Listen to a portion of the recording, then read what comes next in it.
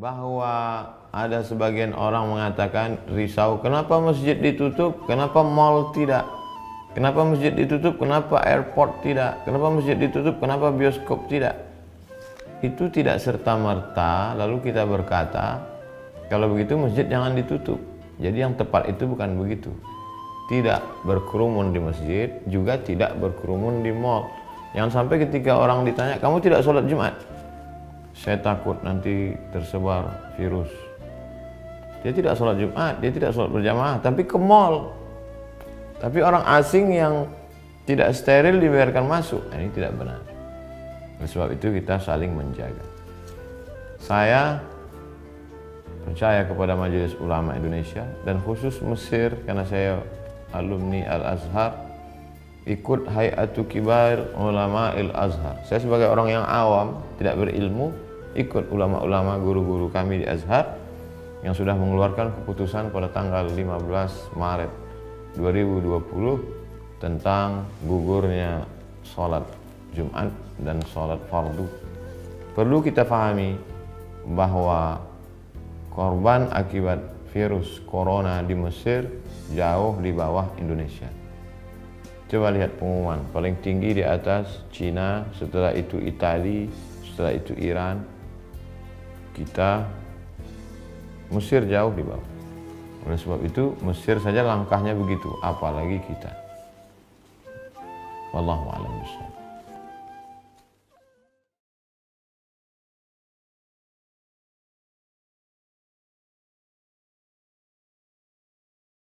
Dan kita juga berdoa semoga segala ujian, khususnya penyakit yang tengah kita hadapi bersama saat ini, COVID-19 atau yang dikenal dengan Corona, diberikan kekuatan kita semua untuk menghadapi musibah ini.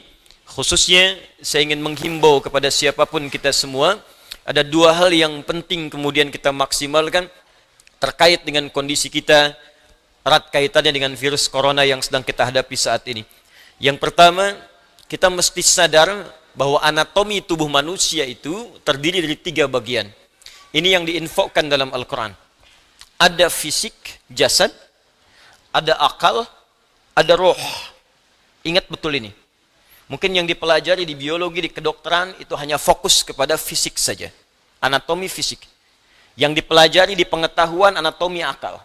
Sedangkan roh, tempatnya bukan di pelajaran formal, tempatnya bukan di bidang kesehatan fisik. Ini terkait dengan nilai-nilai spiritual.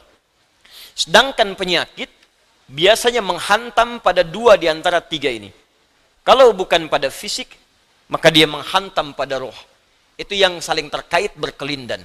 Kalau penyakit akal, biasanya sifat penyakitnya datang dengan sifat malas. Malas baca, malas belajar, ya, malas mengkaji. Itu penyakit akal. Karena setiap bagian anatomi tubuh ini butuh masukan. Dia harus punya karbohidratnya, punya proteinnya, punya vitaminnya. Butuh masukan supaya dia berkembang dan kuat. Ya, fisik kita butuh makan. Maka turun ayat-ayat dalam Al-Quran seperti apa mengarahkan fisik untuk mendapatkan masukan-masukan yang terbaik untuk fisik. Quran surah kedua misalnya, ayat 168, ayat 172, ya, dan turunan-turunan yang lainnya. Kata Allah, ya ayyuhan nasu kulu mimma fil ardi halalan thayyiba. Hai semua manusia, jaga fisikmu. Cari makan dengan baik. Tak semua yang diinginkan mesti dimakan. Cari yang engkau butuhkan, membuat fisikmu sehat dengan cara yang legal. Jadi kalau tips Al-Quran ingin badannya sehat, badannya kuat, maka kata Allah diantaranya, apa fungsinya?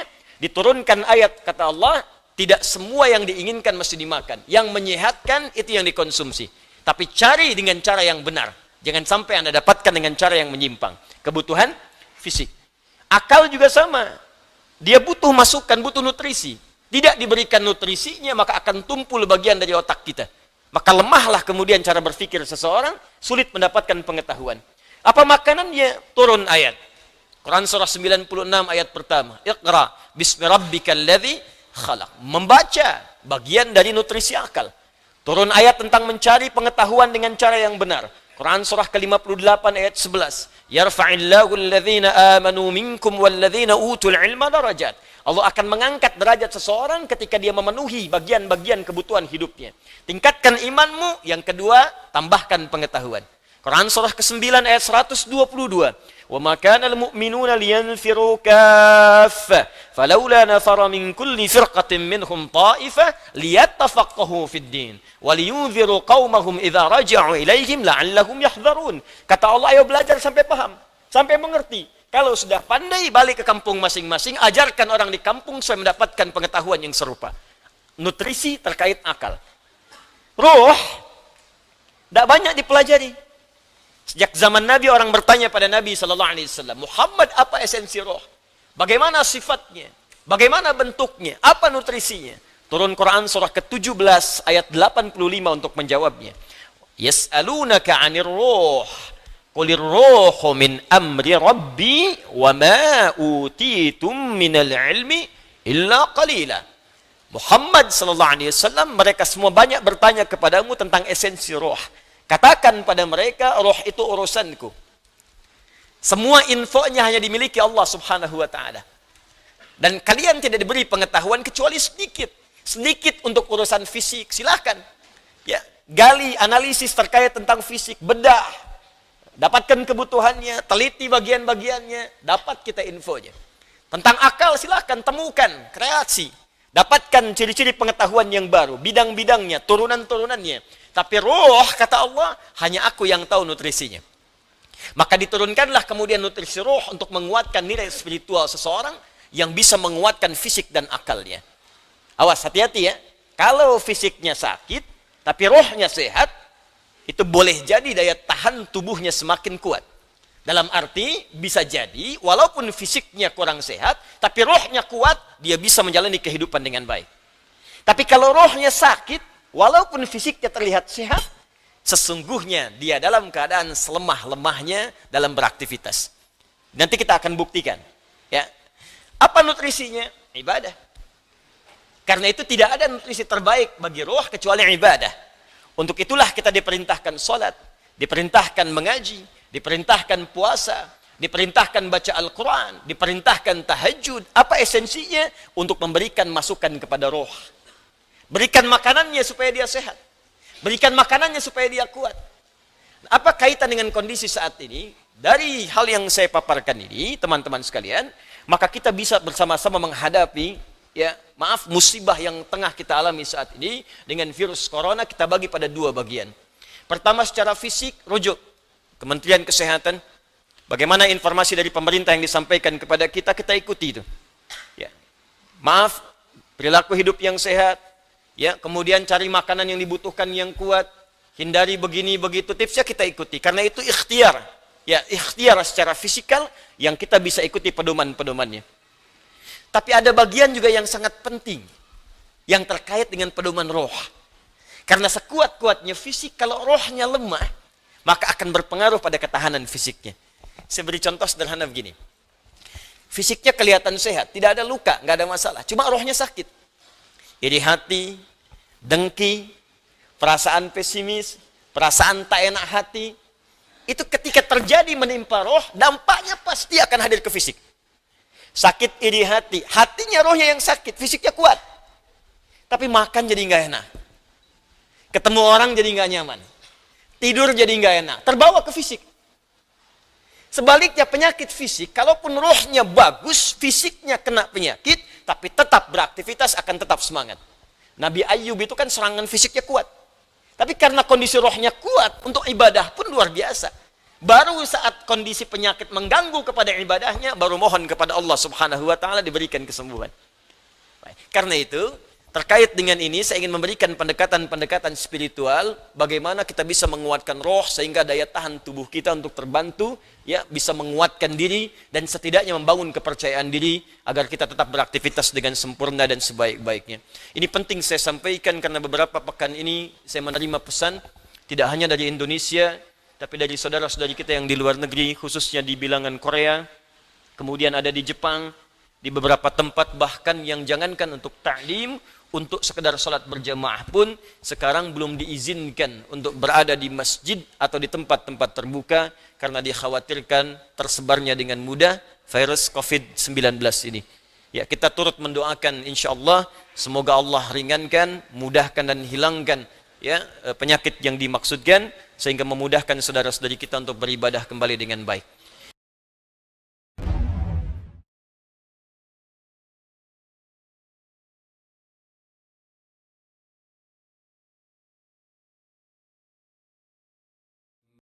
Hebati fillah, ini ada banyak pertanyaan, Masya Allah. Nggak semuanya bisa dijawab. Ini ada pertanyaan, Ustadz, apakah ada penyakit yang menular? Sedangkan Rasulullah SAW mengatakan bahwa tidak ada penyakit menular. Nabi SAW mengatakan la adwa, nggak ada penyakit menular. Apa maksudnya? Ketika itu sahabat menceritakan bahwasanya ada onta. Onta itu kalau penyakit gatal-gatal biasanya dipisahkan di karantina. Karena dia akan menular kepada yang lain. Para sahabat mengatakan, ya Rasulullah, ada penularan. Apa kata Nabi SAW? Siapa yang membuat yang pertama sakit? Ya Allah, kata. Ya juga sama. Jadi nggak ada penyakit yang menular dengan sendirinya. Allah yang membuat dia menular. Antum bisa lihat ada orang mendampingi orang sakit, dia nggak tertular. Tapi ada orang membesuk orang sakit, pulang langsung tertular. Kok bisa seperti itu? Allah Azza wa Jalla Rabbul Alamin. Jadi bukan menular dengan sendirinya, tapi karena Allah yang menakdirkan itu untuk menular dengan sendirinya. Assalamualaikum warahmatullahi wabarakatuh. Ustaz, suami saya tidak nurut sama istri. Saya menyuruh suami poligami dari dulu sampai sekarang tetap tidak melaksanakan. Mohon petunjuknya, Ustaz. Ada istri kayak gini, jamaah. Nah, kalau bicara yang pertama istri itu bukan suruh nurut sama suami. Istri. Suami itu bukan nurut sama istri, tapi istri yang nurut sama suami. Seorang istri ketika meminta kepada suaminya, bentuknya permohonan, bukan perintah. Mohon mas, cobalah kalau bisa poligami. Mungkin suami nggak mau karena suruh nikah sama orang yang sudah tua renta. Allahu alam, coba ditanya gitu, apa penyebabnya dia menolak. Dan kita tahu syariat ini syariat bersyarat. Syaratnya harus mampu berlaku adil. Kalau nggak mampu, satu.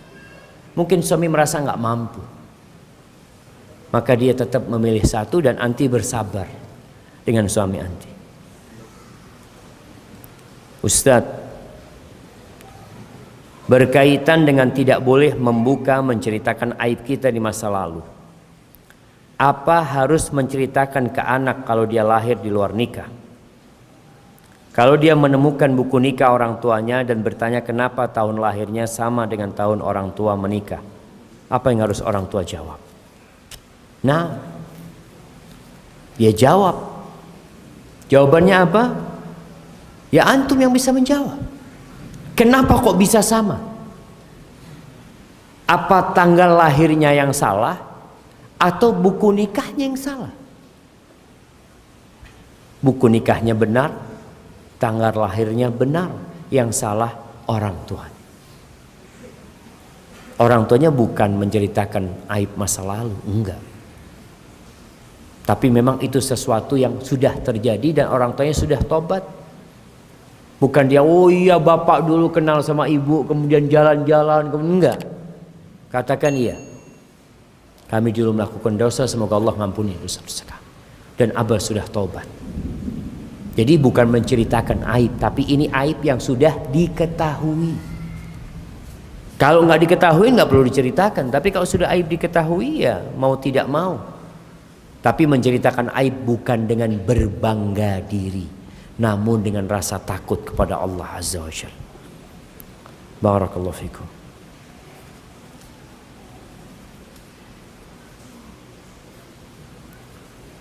Jamaah,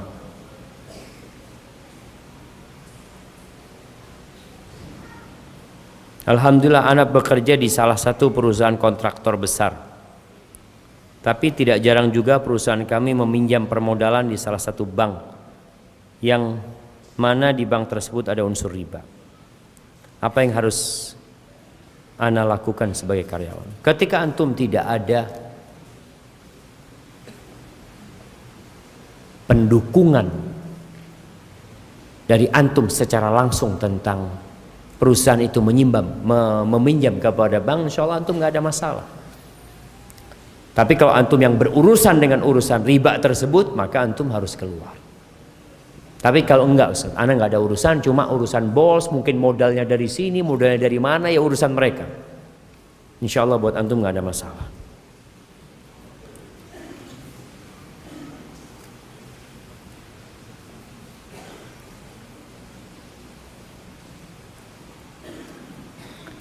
Nah, ini apa definisi hasad dan sombong dalam syariat Islam sebenarnya? Karena masih banyak yang salah paham dengan dua hal ini. Hibati fillah, kalau bicara hasad, hasad itu menginginkan nikmat yang ada pada diri orang itu untuk hilang. Menginginkan nikmat yang ada pada diri orang itu hilang. Hilang, pergi tanpa ada bekasnya, atau hilang menjadi milik dia. Itu hasad. Tapi kalau sombong adalah menolak kebenaran dan meremehkan orang lain. Jadi sangat berbeda antara hasad dan sombong. Tapi dua-duanya dapat menyebabkan orang tidak mendapatkan hidayah. Iblis, dia sombong dan dia hasad.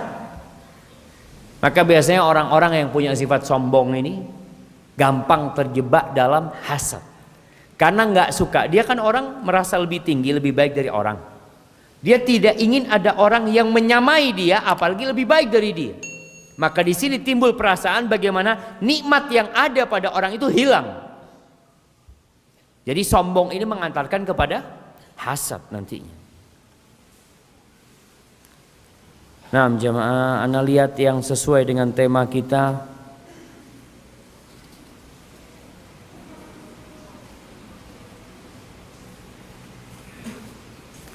Ini pertanyaan terakhir mungkin.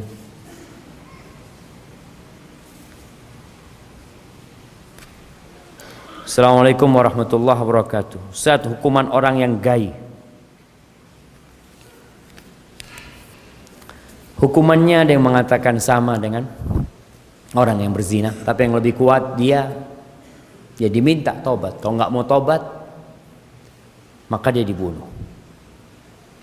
Kalau ketahuan dia melakukan perbuatan tersebut, maka dia akan mendapatkan hukuman.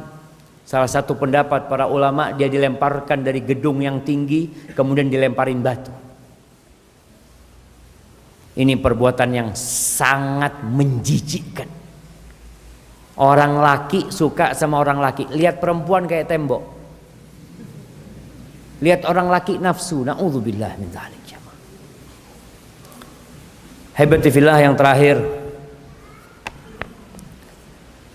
demi mencegah segala bala itu menimpa kita, berdoalah mohon kepada Allah Azza wa Jalla agar dijauhkan dari bala dan musibah. Minta agar Allah memberikan keimanan dan ketakwaan kepada kita. Minta rasa takut kepada Allah sehingga kita bisa meninggalkan dosa-dosa tersebut. Karena dosa akan memberikan dampak buruk dalam kehidupan kita pribadi, kehidupan keluarga kita, dan kehidupan kita sebagai bangsa Indonesia. Hadza wallahu a'lam bishawab. Subhanakallahumma wa bihamdika asyhadu an la ilaha illa anta astaghfiruka wa atubu ilaik. Assalamualaikum.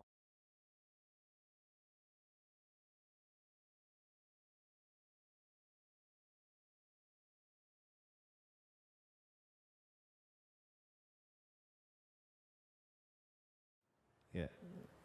Sekarang kita sedang dihantui oleh ujian yang namanya virus corona. Masih ingat? Di antara tanda-tanda kecil kejadian kiamat adalah manusia mati seperti matinya seekor kambing. Merebaknya kematian manusia di akhir zaman seperti kambing mati karena penyakit, karena virus. Sekarang karena virus corona. Orang matinya kayak gimana kan? Lihat di Cina. Tiba-tiba di jalan gebruk, kambing pun begitu. Sedang berdiri gebruk. Di kandang berjalan gebruk. Lihat di Iran sekarang sudah terjadi. Apakah ini cocok logi? Terkutuk mereka yang mengatakan ini cocok logi. Lalu di mana benarnya Quran dan hadis? Kalau apa yang terjadi pembuktian hari ini, kalian katakan cocok logi. Maka Allah memberikan solusi. Bapak Ibu, jauh mana dengan antara Saudi Arabia dengan Uighur ke Wuhan, tempat epidemik sumber dari virus corona? Jauh mana Saudi Arabia dengan Uighur ke Wuhan? Jauh Saudi Arabia kan? Baik, Uighur itu tetangganya Wuhan, dan Wuhan pusat sumber daripada virus corona. Ada seorang muslim Uighur terkena corona? Ada yang pernah mendengar? Lalu kenapa Arab Saudi menutup semua akses umrah? Ingat, manusia tidak mendapatkan apapun melainkan apa yang diperbuatnya. Wa allaisa linsani illa masa. Tidak ada yang didapatkan manusia melainkan seperti apa yang diinginkannya. Pulang kami dari sana Bapak Ibu, ditahan jemaah haji tidak bisa berangkat ke sana. Yang di Jeddah pun itu tertahan untuk masuk ke Masjidil Haram. Kenapa? Deteksi aja di sana, obati di perbatasan. Jangan sampai masjid ke Masjidil Haram. Kami diperiksa memang Bapak Ibu. Pulang ke Cengkareng pun kami diperiksa, Bu. Jadi Bapak Ibu, ini akidah. Yang penting kita hidup sehat sesuai dengan Quran dan Sunnah. Allah akan menjadi solusi apapun kesulitan hidup kita. Konon sekarang Indonesia sudah banyak yang terkena virus corona. Ujian iman bagi kita. Tawakal pada Allah ya. Jaga, yang penting kita hidup bersih. Cuci tangan sebelum makan. Ya, cuci tangan sebelum makan. Baca bismillah sebelum makan. Baca bismillah sebelum ngahuap. Ucapkan alhamdulillah ketika terab.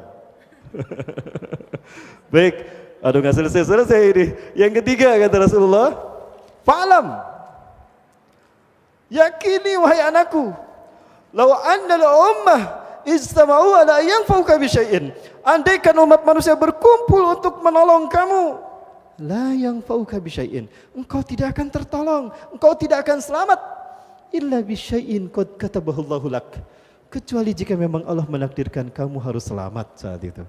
Jadi selamatnya kita, tertolongnya kita sudah dicatat di Lauhul Mahfuz. Ya. Yang kedua, itu yang ketiga. Yang berikut yang keempat, yang terakhir. Walau annal umma ijtama'u ala ayyadurruka bisyai'in, dan andaikan umat manusia berkumpul, Zionis, Cina, Israel, Amerika berkumpul untuk membantai kamu, lam yadurruka bisyai'in, kamu tidak akan celaka. Illa bisyai'in qad katabahu Allahu alaik, kecuali jika memang kamu harus celaka hari itu. Rufiatil aqlam, diangkat pena kita, takdir kita, dan kerah kering catatan takdir kita di Lauhul Mahfuz. Yuk kita tawakal pada Allah Subhanahu wa taala. Ujian demi ujian akhir zaman ini yang mengguncang iman kita ini ujian. Kita istiqomah ataupun tidak dengan keimanan kita. Siap istiqomah sampai akhir hayat? Apapun yang terjadi? Yang penting kita hidup sehat ya, saling melindungi. Ingat kita sedang diuji kebersamaan kita. Yuk kita saling melindungi sesama kaum muslimin. Biarkan orang lain ngaborong beas, dabi singke, mengungsikan diri, mengucilkan diri, teka luar te balanja, bisa beakeun beas, enak berbondong-bondong belanja beras tuh. Sembako, ya belum berbondong-bondong ya. Ibu-ibu sudah menyiapkan sembako. Tawakal pada Allah ya. Kita berdoa pada Allah, dan ada satu tips, ternyata bawang putih bagus untuk mengoksidasi, untuk melakukan membuang toksin, auto-oksidasi, auto-detoksifikasi, maaf. Ada 8 siung bawang putih direbus, airnya diminum. Itu cukup untuk menciptakan sistem imun pada tubuh kita, melindungi kita dari virus corona, apalagi Corolla. Ya, dulu rame virus SARS, MERS, tapi tidak, udah gitu lep. Ini propaganda politik dunia. Di akhir zaman. Semoga Allah melindungi kita sebagaimana sabda Rasulullah tadi. Tawakal pada Allah, hidup sesuai Quran dan Sunnah, insya Allah Allah akan melindungi kita. Terima kasih dan mohon maaf atas kekurangannya dan keterlambatan saya. Yang benar dari Allah, yang salah ada kesalahan diri kita. Mudah-mudahan Allah memberikan kekuatan iman Islam. Apapun yang terjadi kita tawakal pada Allah, dan Allah mewafatkan kita dalam keadaan Islam. Amin ya rabbal alamin.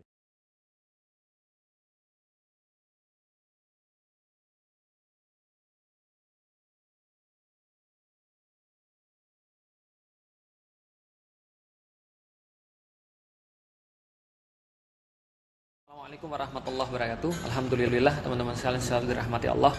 Jadi pada hari ini, kesempatan ini tanggal berapa nih? 18 ya. Tanggal 18 Maret, dan sudah beberapa hari sejak kita dikasih tahu untuk social distancing, untuk coba tidak berdekatan satu sama lain ya.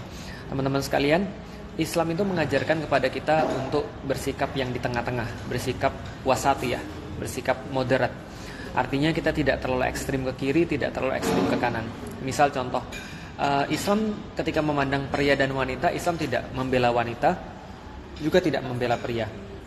Dalam masalah misalnya contoh urusan harta misalnya, Islam tidak menyuruh kita untuk tamak dalam harta, tapi juga tidak menyuruh kita untuk sama sekali tidak memerlukan harta.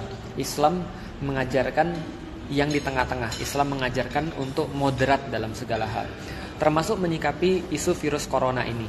Kenapa? Karena Islam mengajarkan bahwa kita yang namanya stres itu nggak boleh, tapi juga jangan kita untuk memudah-mudahkan atau kita merasa tidak berhati-hati. Yang namanya virus corona, kita juga tidak boleh takut dengan virus corona, karena takut hanya pada Allah. Tapi bukan berarti kita tidak waspada terhadap penyebarannya ini, karena kita sudah tahu ini adalah virus yang baru yang sangat mudah menular, dan walaupun mungkin mortalitasnya tidak setinggi dengan virus-virus yang lain, tapi ini juga cukup berbahaya, khususnya pada orang-orang yang punya kondisi awal dan khususnya bagi orang-orang yang sudah tua. Nah, karena itulah kita coba untuk menjelaskan bagaimana sih sebenarnya di dalam Islam tuh hukum tuh bisa ditelurkan atau bisa dikeluarkan, sehingga kita paham kenapa ada hal-hal seperti ini, seperti pembatasan sholat berjamaah, seperti himbauan untuk sholat di rumah dan seterusnya. Karena bukan Islam yang berubah, tapi kondisinya yang berubah. Jadi gini teman-teman sekalian, menyikapi tentang postingan saya tadi pagi tentang masalah pembatasan sholat berjamaah, kita harus memahami dulu bahwa di dalam Islam itu hukum tidak pernah berubah, dalilnya tidak pernah berubah. Hanya saja hukum fikihnya bisa jadi berubah dalam kondisi-kondisi yang tertentu, dalam keadaan-keadaan yang tertentu, dalam suasana-suasana yang tertentu. Misal, makan minum itu hukumnya boleh, mubah di dalam Islam. Tapi begitu kemudian masuk bulan Ramadan, maka itu menjadi sesuatu yang haram di siang hari dilakukan. Kenapa? Bukan dalilnya yang berubah, tapi kondisi dan situasinya yang berubah sehingga menjadikan sebagai haram. Contohnya lagi misalnya, perempuan sholat itu wajib, muslimah sholat itu wajib. Tapi begitu mereka masuk ke dalam haid, maka menjadi haram bagi mereka melakukan sholat. Ada yang berkata pada saya, Ustaz, saya pengen banget nih sholat karena saya menganggap bahwa ketika saya lagi sholat tuh saya taat sama Allah. Nah sekarang saya nggak bisa taat sama Allah karena lagi haid. Gimana caranya, Ustaz? Saya bilang, ya justru kamu harus merasa bahwa ketika kamu nggak sholat itu adalah bentuk daripada ketaatan pada Allah. Kenapa? Karena Allah yang memerintahkan seperti itu. Nah itulah di dalam Islam, tidak ada yang berubah. Yang berubah adalah kondisi dan situasinya, sehingga itu menghasilkan keputusan hukum yang berbeda. Bagaimana sih di dalam Islam hukum itu dihasilkan? Sederhana, dari pengamatan terhadap fakta. Kemudian fakta ini kemudian dilihat oleh para ulama, kemudian ulama-ulama memberikan sebuah keputusan hukum seperti apa terhadap suatu permasalahan ini. Kita lanjutin, jadi di dalam Islam itu hukum itu bertelur dengan cara seperti ini. Bisa ditelurkan hukum itu adalah dari sini. Ada fakta tertentu yang dianalisis dulu, seperti apa faktanya. Setelah itu fakta ini setelah dianalisis disampaikan dengan cara yang paling bagus, yang paling clear, kemudian baru para ulama mengambil hukum, lalu kemudian mengambil dalil yang paling tepat, yang paling bagus untuk menghukumi fakta tersebut. Contoh misalnya, suatu waktu ada yang nanya kepada Kiai, hukumnya Facebook apa? Kiai nggak bisa menentukan dong, karena dia nggak tahu apa faktanya Facebook itu. Maka dia tanya, Facebook itu apa nak? Maka kemudian santrinya menjelaskan, Facebook itu adalah tempat orang biasanya ketemu, reunian, orang sudah lama ketemuan. Disitulah kemudian mereka berbicara, berinteraksi, dan akhirnya di situ mereka berzina dan akhirnya mereka melakukan hal-hal yang tidak pantas. Ya, kalau faktanya seperti itu, kata Pak Kiai, ya hukumnya haram. Nah, kenapa? Karena hukum itu sangat terpengaruh dengan fakta. Bagaimana kita menghukumi sesuatu sangat terpengaruh dengan fakta. Sama seperti tadi, berbicara tentang corona, maka faktanya ini haruslah berasal daripada orang paling ahli tentang corona. Contoh misalnya, fakta tentang corona adalah virus ini menyebar lewat droplets, lewat interaksi-interaksi dan lewat butiran-butiran air yang keluar daripada penderita itu. Dan fakta yang lain, orang-orang yang terkena corona itu bisa jadi ketika dia sudah terinfeksi tapi tidak menampakkan gejala, nggak menampakkan gejala pilek, nggak menampakkan gejala bersin, tapi ketika dia ngomong dia bisa jadi untuk menularkan kepada orang lain. Fakta yang lain apa? Karena ini bentuknya sudah wabah, bahkan sudah masuk pada epidemi, bahkan masuk pada pandemi, maka ini paling tinggi. Maka ketika ini sudah menjadi sebuah keadaan yang paling tinggi, paling super, harus diadakan pengawasan-pengawasan, harus diadakan tindakan-tindakan yang juga lebih daripada biasanya. Nah, karena itulah muncul rekomendasi bahwa tempat-tempat yang menjadi tempat berkumpulnya orang lebih baik tidak berkumpul. Libur 14 hari harusnya di rumah supaya memutus mata rantai penyebaran. Karena ibarat api dan sekam, di mana tempat berkumpulnya sekam, di situ bisa muncul api. Maka sekamnya harus dipisah-pisah supaya apinya tidak muncul. Logikanya seperti itu. Dari situlah muncul fakta ini, kemudian diberikan pada para ulama. Para ulama mengeluarkan fatwa untuk sholat lebih baik di rumah, untuk menjauhi kemudian tempat-tempat berkerumun, termasuk jamaah sholat. Di situ hukumnya menjadi berbeda. Maka ketika hukumnya menjadi berbeda, orang sholat di masjid menjadi sesuatu yang bisa jadi makruh. Apalagi kalau seandainya dia menularkan yang lain atau dia penderita, maka bisa jadi menjadi haram. Kenapa? Karena kita sudah tahu problemnya memang bukan masalah penyakitnya, tapi masalah apakah sudah diadakan sebuah usaha yang paling maksimal untuk menghindari penyakit itu dan mengobati penyakit itu. Dan kita juga sudah tahu daripada beberapa hal yang kita pelajari bahwa pelayanan kesehatan itu tidak bisa untuk mengakomodasi semua orang sakit di saat yang sama. Sehingga kalau seandainya ini jumlahnya membludak karena wabah corona ini, orang-orang harus masuk rumah sakit dalam jumlah yang besar, ini rumah sakit nggak bisa untuk afford. Dengan kata lain, nanti orang-orang yang meninggal itu bisa jadi tambah banyak. Atau bisa jadi orang meninggal itu bukan gara-gara penyakitnya saja, tapi karena tidak ditangani secara proper. Itu yang dihindari, orang-orang yang sakit dalam jumlah yang banyak dalam waktu yang bersamaan. Karena itulah harus dihindari segala macam yang bisa membuat orang-orang itu sakit secara bersamaan atau minimal mengurangi infeksi dari satu orang ke orang yang lain. Dan itu sangat membantu para tenaga kesehatan. Nah, itu maksudnya. Kenapa muncul hukum yang seperti tadi. Nah, kalau ada hukum yang seperti tadi lalu ada yang bilang, wah, itu harusnya nggak begitu. Kenapa? Kita kan harusnya dalam kondisi seperti ini kita harusnya malah mendekat kepada Allah, bukan menjauh pada Allah. Itu bukan menjauh. Orang ketika sholat sendiri, ketika sudah diberikan kemudian fatwa oleh para ulama, bukan menjauhkan daripada Allah, justru menaati hukum Allah. Karena hukumnya menjadi berubah karena ada satu fakta yang berubah seperti yang saya jelaskan di awal. Gini deh, gimana kalau seandainya teman-teman TBC? Ketika teman-teman TBC, teman-teman maksa untuk sholat di masjid. Itu jadinya haram. Kenapa? Karena kita sudah tahu kita TBC, kita sholat di masjid bisa untuk menulari orang lain, maka kita menjadi haram karena kita membuat doror bagi orang lain. Jadi nggak serta-merta orang-orang yang sholat di masjid, orang-orang yang keluar rumah dalam arti kemudian berkumpul, mereka pesta, mereka kemudian pergi kemana-mana, mereka tidak membatasi gerakan mereka. Bukan berarti mereka lebih beriman, lebih jantan, lebih jago, bukan. Tapi justru dalam hal ini, mereka justru tidak menaati hukum yang sudah berubah tadi, akibat perubahan fakta. Artinya, balik lagi, sholat berjamaah itu istimewa, keren, sunnah dalam kondisi normal. Tapi dalam kondisi-kondisi tertentu, Islam itu sangat fleksibel dan Islam memberikan keputusan hukum yang sesuai dengan keadaan pada zaman itu, yang intinya masih berdasarkan dalil juga. Di dalam Islam dulu, Rasul katakan, jangan masuk ke tempat wabah. Yang sudah di dalam jangan keluar, di lockdown misalnya. Atau sama seperti pembahasan takdir ketika Abu Ubaidah Al-Jarrah bilang kepada Umar bin Khattab, kok kamu jadi penakut sih Umar? Kok kamu nggak percaya takdir sih Umar? Kan kalau misalnya sudah takdirmu mati, ya kamu nggak masuk wilayah wabah pun kamu tetap mati. Tapi kalau misalnya takdirmu belum mati, kamu masuk wilayah wabah, kamu juga nggak akan mati. Kalau belum takdirmu daripada Allah, kamu harus mati. Umar berkata, wahai Abu Ubaidah, saya berharap bahwa pertanyaan kayak gini bukan datang daripada kamu, yang mungkin menurut Umar yang harusnya sudah ngerti. Maka kemudian Umar berkata, saya hanya lari daripada takdir Allah kepada takdir Allah yang lain. Maka kita, ketika kita dikasih tahu, jangan pergi ke tempat kerumunan orang. Jangan pergi kemudian ke tempat orang yang berkumpul. Kurangi aktivitas-aktivitas di luar. Perbanyak kemudian aktivitas-aktivitas yang social distancing dan seterusnya. Termasuk, misalnya contoh, sholatlah di rumah untuk sementara waktu. Berarti kita sedang pergi dari satu keputusan hukum kepada keputusan hukum yang lain, yang insya Allah sama-sama halal.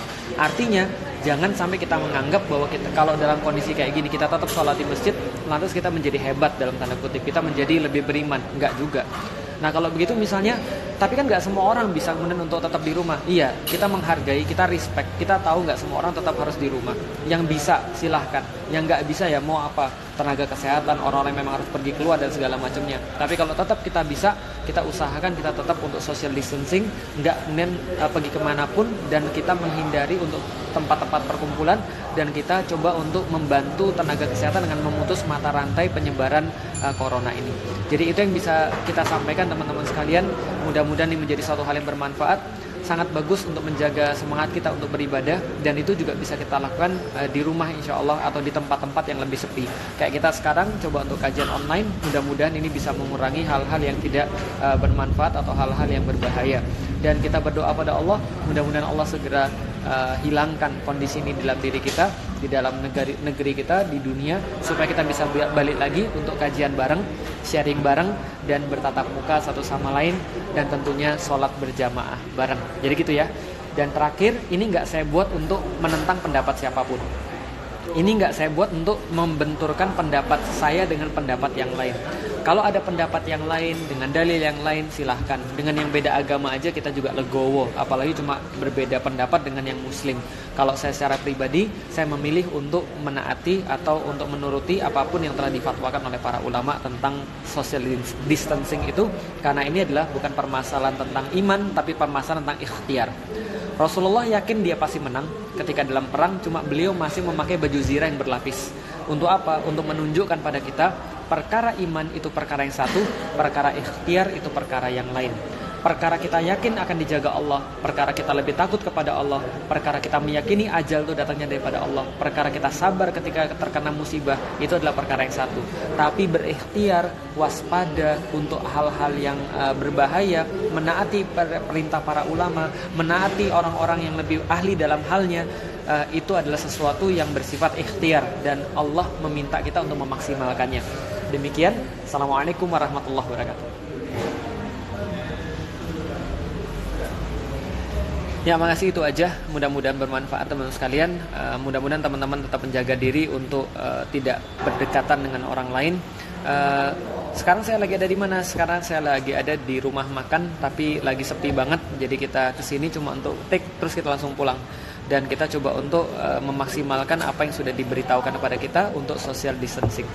Mudah-mudahan teman-teman bisa sabar 14 hari ini. Jadi